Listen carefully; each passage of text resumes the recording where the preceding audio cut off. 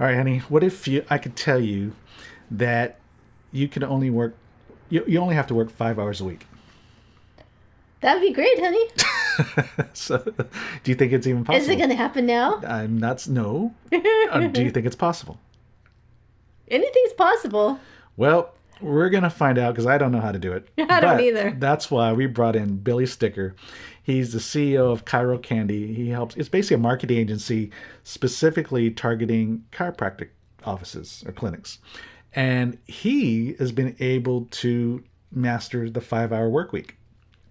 Well, I'm sure there's stuff that we could learn from him that we could use in our business. Exactly. And so he's built this multi-million-dollar marketing agency.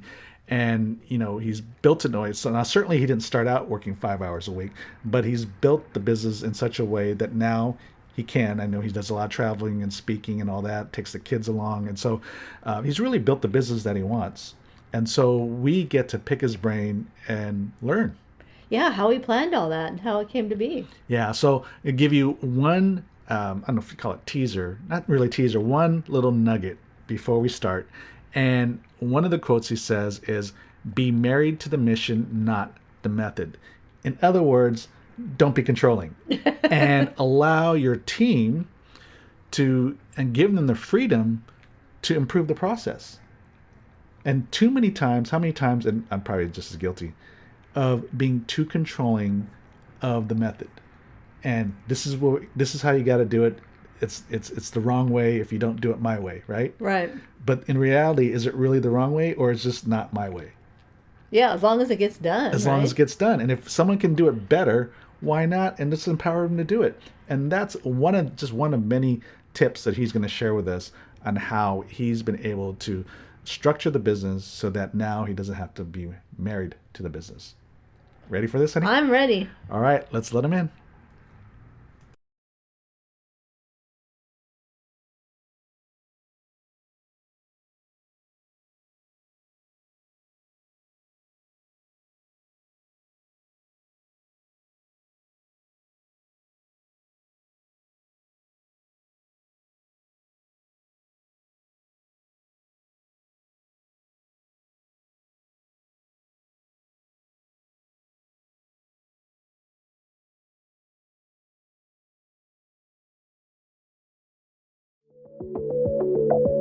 Welcome to the Power Up Your Marriage and Business podcast.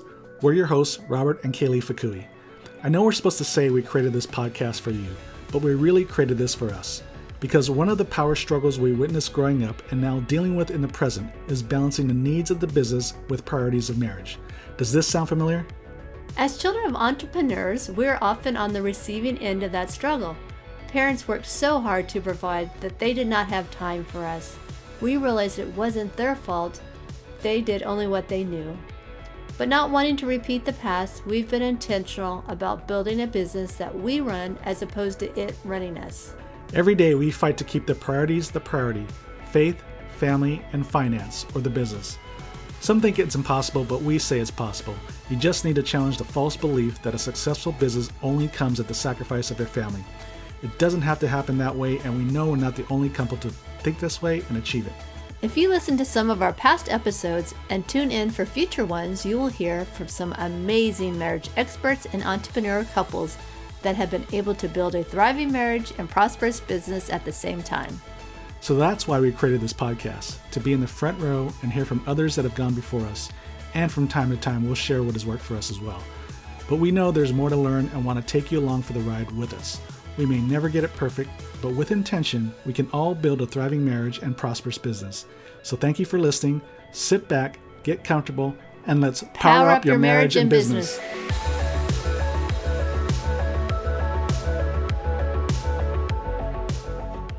All right, we're here with Billy Sticker, not Stickler, not Sticky, but Sticker. Right? Yeah, I'm sure he hasn't heard that before, honey. so Never. Very original, very creative. So, given my last name, I'm always very conscientious about people's names. So, here we go. So, Billy, it's great to have you on the show, and we're just looking forward to having this conversation. Thanks so much. I really appreciate you having me on. And yes, people, I would say 40% of the time say stickler. They just assume it's an L. They assume surely it's not sticker. So, Yeah. And when we met in Nashville back in October, well, I guess we kind of had a little bit of bromance because we acknowledged each other's wristwatches, right? From across the room. yes. So we're actually sitting at the same And table. there it was. But I looked across, Yeah. I go, hey, Looked that's a into nice each watch. other's eyes. So I knew we were going to be kindred spirits right from there. And then we got talking, and of course we did. And one of the things that I remember when Mike Kim, the host, made a comment about, yeah, Billy only works 5 hours a week. And I'm like, I know he was probably half joking, but also there was a lot of truth in that. But I also know you do have a basic e-course, and it talks about the 5-hour work week. And so, of course, that's intriguing, right? I mean, what entrepreneur does not want to have more freedom from the business than working in the business? And, for the work we do with a lot of entrepreneurs and helping them create work-life balance, one of the things that prevents them from really enjoying life to the fullest and having a little bit of work-life balance is that they're so tied into the business. Right. So let's start with that. What have you seen? And maybe you saw it from yourself, but also I know you teach other entrepreneurs as well and coach other entrepreneurs. What's the blockage there that prevents business owners from really developing the freedom they wanted to create when they first started this business, right? Most business owners, when you start the business, really a part of it is to gain more freedom, not be bondage and slave to the business.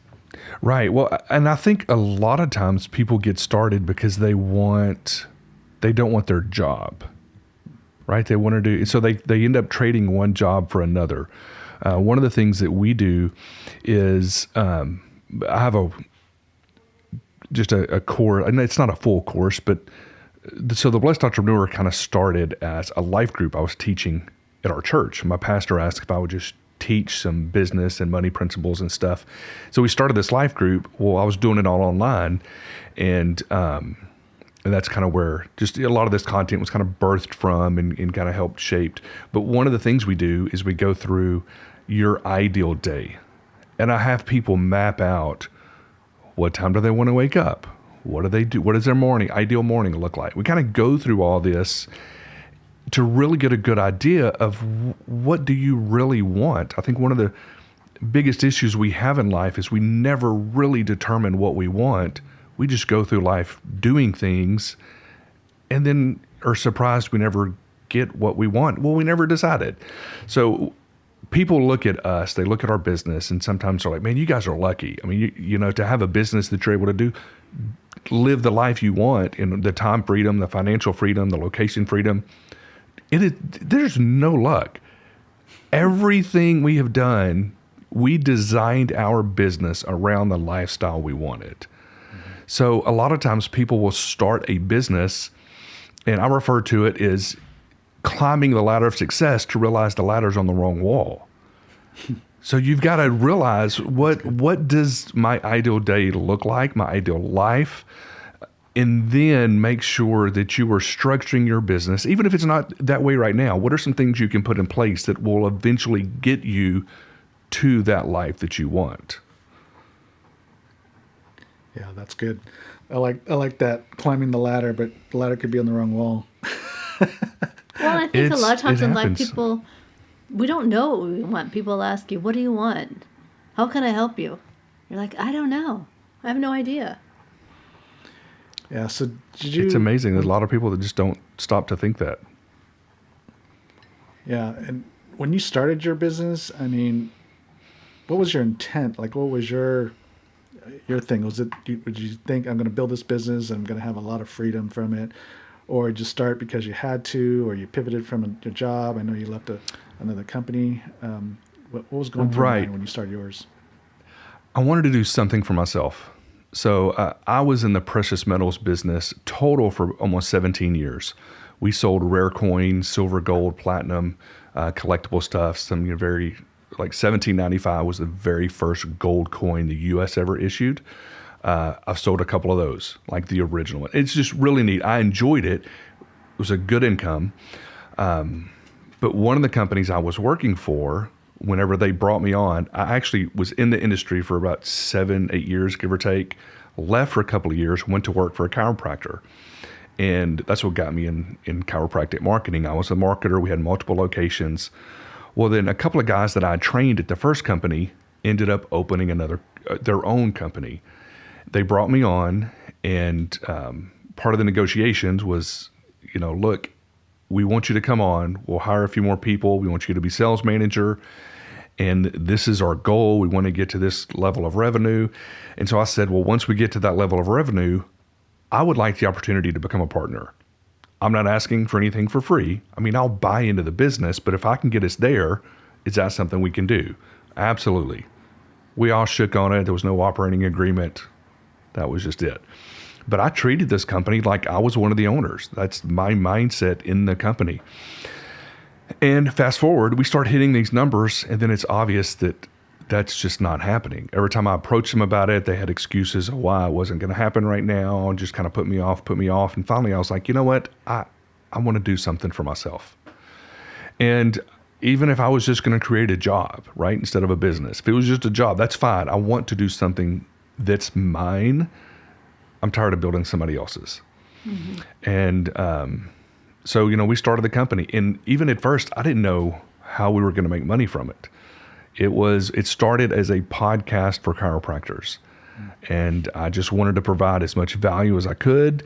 I helped double the volume in both offices that we had back in the day. And I started interviewing all these influencers in the space and really built my reputation. And people were asking me to do these one-off marketing projects and stuff for them. And so we started, revenue started coming in, but it's tough when you have a 6-figure income and a mortgage and kids to just leave. It's like the golden handcuffs. How do you walk away from that? But as we started getting traction and momentum, one day my wife, Rusty, I knew God had to speak to her about it. She was like, you know what? I think you should go full time. I was like, woman, you better be serious, because I'm a little more of a risk taker than she is. I will quit tomorrow. And she's like, no, if you can do this well part-time, what could you do full-time? And that was October of 2015. It's only 6 months after we started the podcast. And it was about a year later, she was able to quit nursing and come into the business full-time. And now we are about a month and a half away from crossing over the $10 million in revenue that the business has created. So it's awesome. If God would have shown me back then, this is the size the business would be, I wouldn't have believed it. But I think sometimes our journey in business and even walking with God is driving in fog, right? Yeah. Mm-hmm. We see a little bit, and once we get there, we see a little bit more and a little bit more. Yeah. And I think one of the reasons that happens, and one of the reasons that's beneficial, is it allows us to become the person we need to be to do the thing we eventually need to do. Mm-hmm. And if we just try to hit the end goal, mm-hmm. and we're not that person yet, and then we get upset because we can't do it, well, we haven't taken the time to become that person yet either. So I think that is a journey. So at first, it was just, I needed to get out of my 9-to-5 and do my own thing. And then once that started growing, then it was like, okay, how can I build this to give us really not just the income we want, but the lifestyle that we want? Yeah, that's good. And so definitely going to want to go into this concept of the 5-hour work week. What's that all about? But before we do that, since you kind of already brought it up, your wife, Rusty, works with you in the business. Yes. So inquiring minds want to know, how do you do that? Yes. Without killing each other. I love it. It is a little different, since we work from home. Actually, all of our team, we have 21 employees total. Well, that's including us. There's 21 of us. Everybody works from home. They're all here in the States. They're actually all in Texas. But I don't care if you work in the morning. I don't care if you work just take care of your clients, get your job done, whenever. One of our team, the ladies that works with us, she travels all the time. She may be in New Zealand. She may be in Brazil. A couple of weeks ago, one of our teams hey, did y'all realize Kayla's in Brazil this week? Oh, good for her. No, I'm totally okay with that. As long as she's doing her job, I'm fine with that. But if I need to work, between 10 and 3 is my ideal. Like, I can be most productive during that time. Rusty seems to be more productive in the evenings. And so there are times where, laying in bed and may have a show on, but she's going through stuff on the computer and asking me about clients. And I'm like, my brain shut off. I don't know those answers. If you want to hit me up between 10 and 3. Make an appointment with me. Yeah. Boundaries. Yeah. And so, and she, got where she realizes, okay, yeah, Billy's really not in work mode right now. Even though she is. So she'll actually, we use Asana. She'll Asana me something. Okay. Get back with me on this, which works better. But we love it. I have done a great job, which I'm sure we'll be kind of getting into, working myself out of a job, like building a team to do the things I don't want to do. And then there's some things Rusty still does a lot of, and some of it stresses her out. And we're finally getting her to the point. I'm like, let's pay people to do some of these things that are stressing you. There's no need for you to do it. And some of it, I think she enjoys being a part. She does enjoy some of it, even though some of the work, the billing and some of the stuff stresses her sometimes, the payroll. But it's finding out, okay, how can we what part of this do you not want to give up? Okay, and that's okay. But how can we have somebody help you do all the other stuff? And in building the right people, creating the right people to actually go in and do that to help support her has helped a lot. Even she was doing payroll today, and she's like, my goodness, Holly helped so much. So just the way we do our payroll, little side note, we pay our team not a salary. They get paid based on how many accounts they manage. So if they manage more accounts, they get paid more. But if an account cancels, they get paid less. So they get paid twice a month. One of their paychecks is like a normal, like set thing. But the first one of the month is where they get a little bit extra. They get a little bit less if, some clients canceled. So there's a lot of like more that goes into the first payroll of the month. And so that's what we had to get somebody to come in and really help with. And Rusty's like, I'm so glad we did. It made this payroll so much easier. So, which is good, which is good. Yeah. So besides knowing each other's kind of best time to work, but how have you and Rusty been able to work well together? Because, there's going to be moments of disagreements on the business issues or whatever. One's a risk taker, one might not be. Yeah. Like you mentioned earlier. So how have you been able to deal with differences of opinion, that kind of stuff, just how to work better as a team? This was my idea. I'm the boss. That's not really. I hope she doesn't listen to this. That's not it. Well, we have this recorded, okay, so we can give this to Rusty and see what she says. No, there was you kid, and I know you are, but there is somebody else in my mastermind group that did say that. Oh my to gosh. his wife. Right? Oh my! And then he even gave her a performance appraisal. Is that where you're performance going? Review? Yeah. Performance review. And I said to him, "How did that work out in the bedroom?" As soon as he said that, I'm like, "You got to be kidding! No, you did that? You really did that?" Yes, because she's thinking, okay, well, let me give you a performance review. On how you're doing as a husband. Yeah. That's a horrible idea. No, so there is some differences. But with Rusty, she wants to be consulted. She wants to just, instead of me just making the decisions, even if I think this is going to be the best thing for the business, just talk to her about it. Mm-hmm. She wants to feel validated and that she is a part of the business, and her opinion does count. And I don't approach her like, hey, this is what we're going to do. This is what I would like to. It is like, look, this is what's going on. This is why I really think it would benefit the company. But I do want to hear your opinion.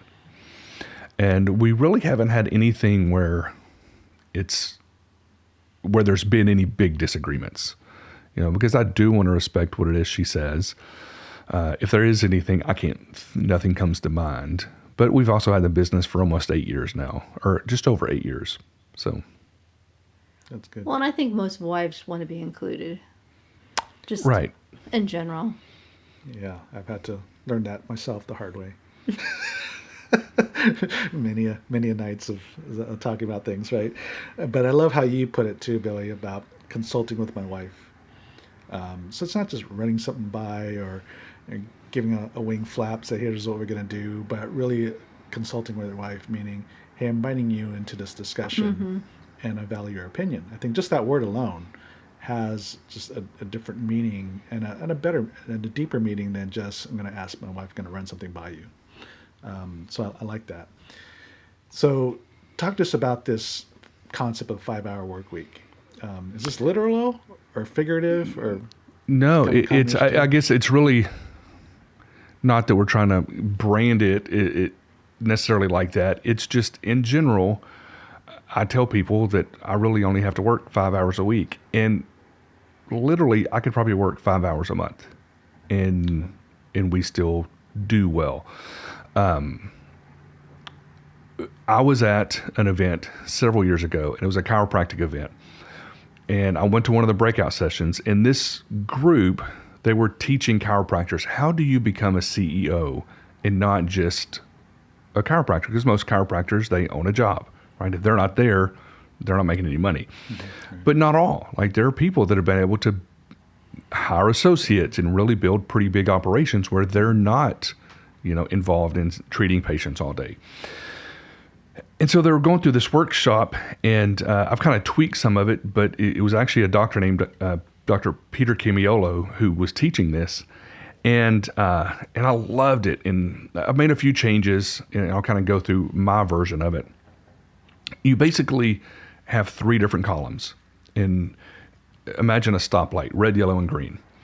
And next to the red, write down the things that you do in business that you do not like doing. When you know that's on your to-do list, you're trying to put it off. You just don't like doing it. And then next to that, we have the yellow. Write down the things that it's not that you don't like doing them. You're good at them. They need to be done. And so it's just part of your busy work that you have to do. And then you have the green. These are the activities that you love to do. Like you would never delegate these. You love to do.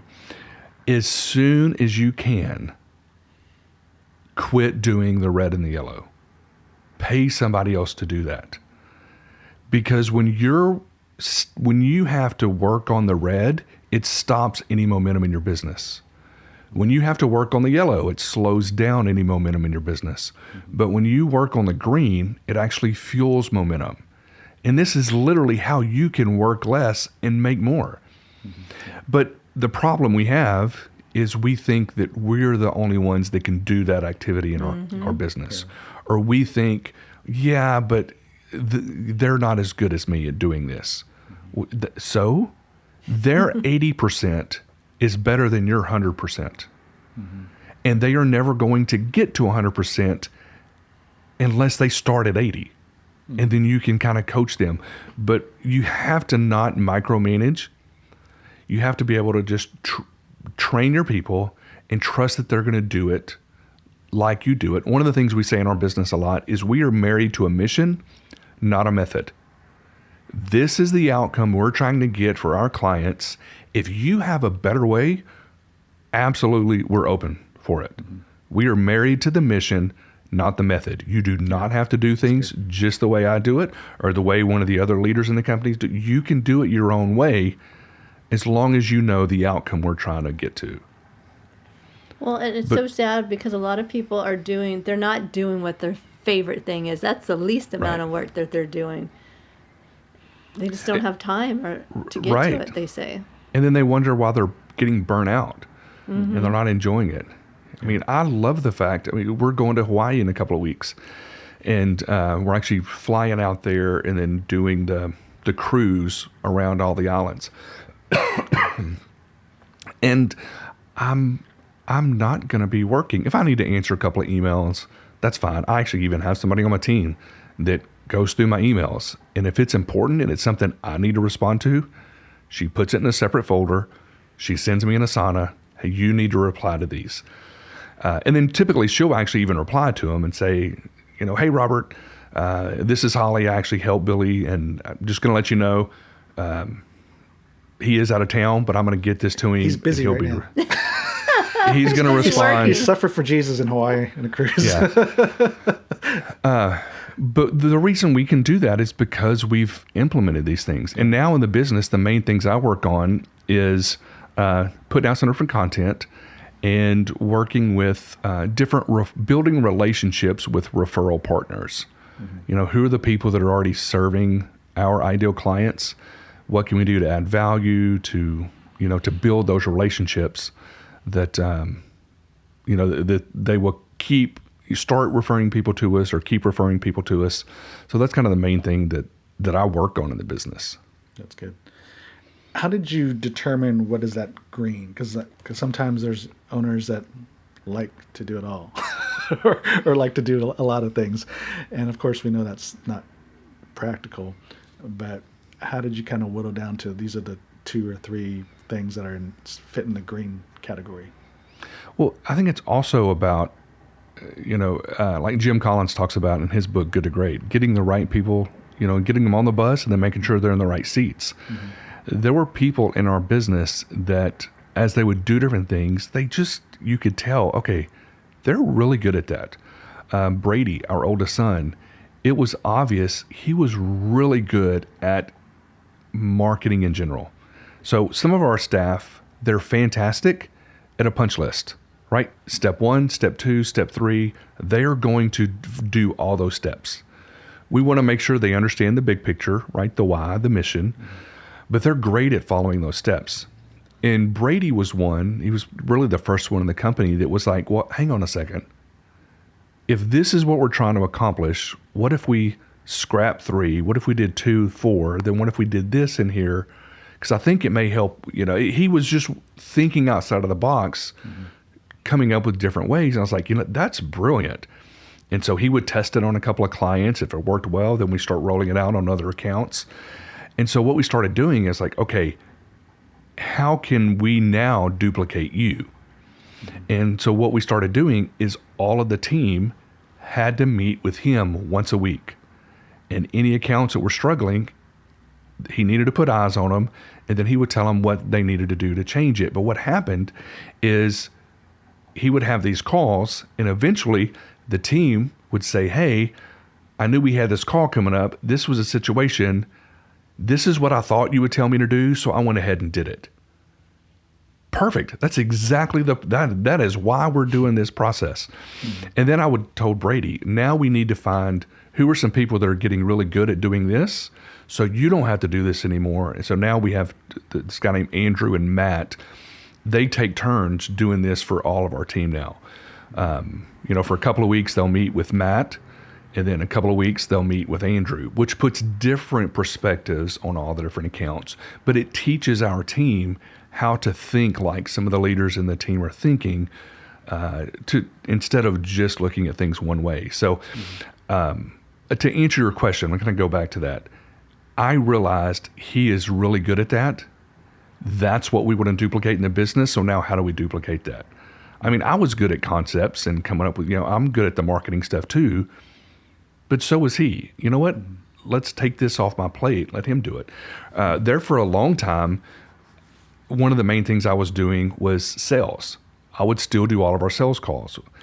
And I kind of the face of the business. We had the podcast. I'm the one traveling, speaking at events and doing all these things. And from a pride standpoint, I kind of felt people had to speak to me if they were going to do business with us. And we were going on a mission trip.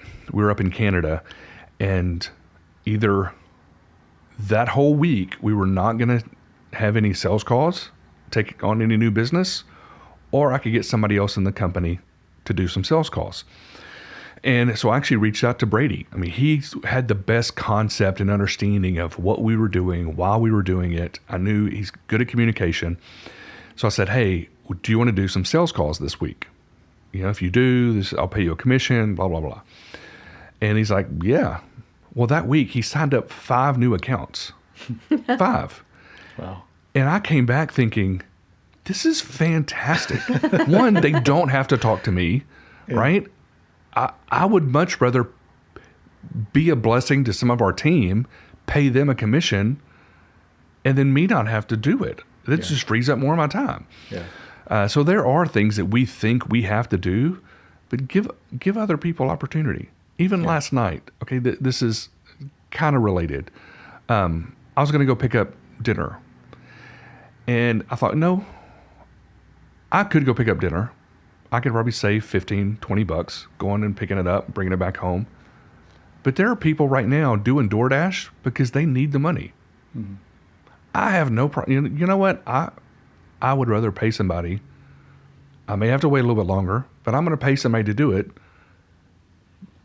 It's a blessing to us, and it's being a blessing to them. Mm-hmm. Yeah. So that same mindset in our company.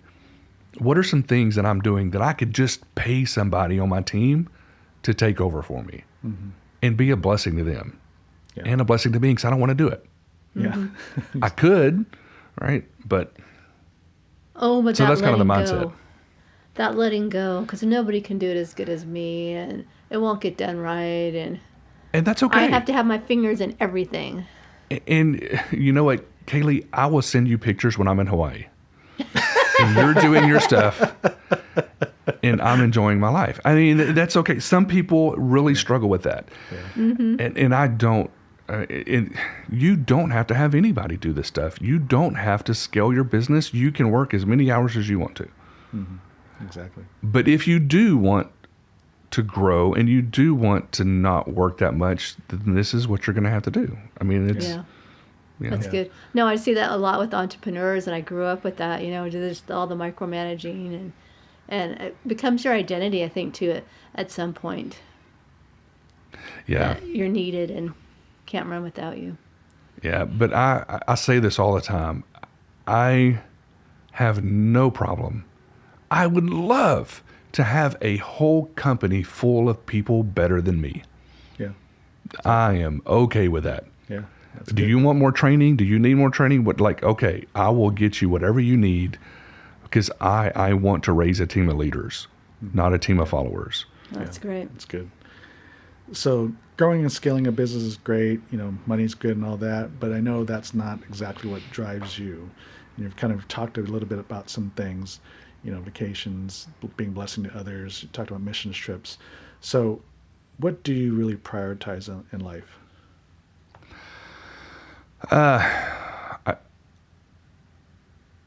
Travel. We really do. So years ago, Rusty was a nurse, and she still has her license, but she was actually a home health nurse. Loved it.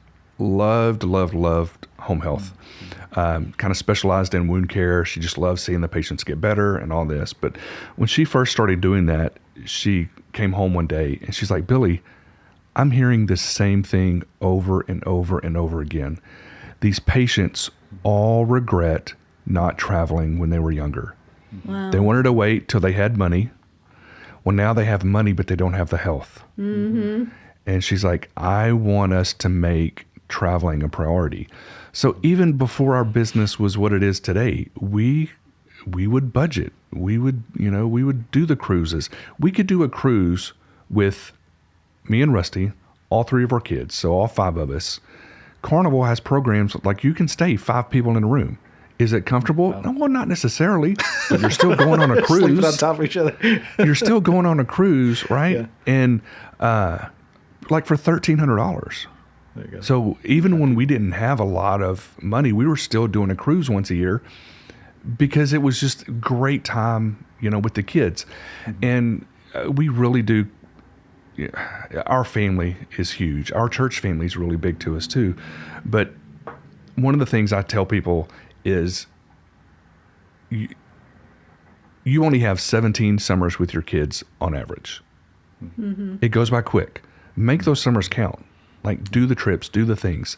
And Rusty said something to me last week. She saw on a reel or a video, TikTok or something, that whenever your kids leave your house, the time that you spent with them under your roof represents around 93% of the time you're going to spend with them for the rest of their life, which is a punch in the gut. Yeah. One of the things that has been talked about quite a lot in our relationship is when we do these big trips, Rusty always wants all the kids to go. Where our older two kids are married now, which is great. We have a grandson. But, we took everybody to Greece. We're taking everybody to Hawaii. We all went to Italy. We're doing these big trips. We got to get in on these trips, taking the family. Yeah. But I tell her, I'm like, baby, sometimes it needs to be just us. And we do. We do trips with just us. But after she said that 93%, that represents 93% of the time you're going to spend with your kids is when they're under your roof. I was like, you know what? They can come on every single trip we ever do. Like, okay, let's bring them. Like, we really want that, that relationship. Yeah. But family's important to us.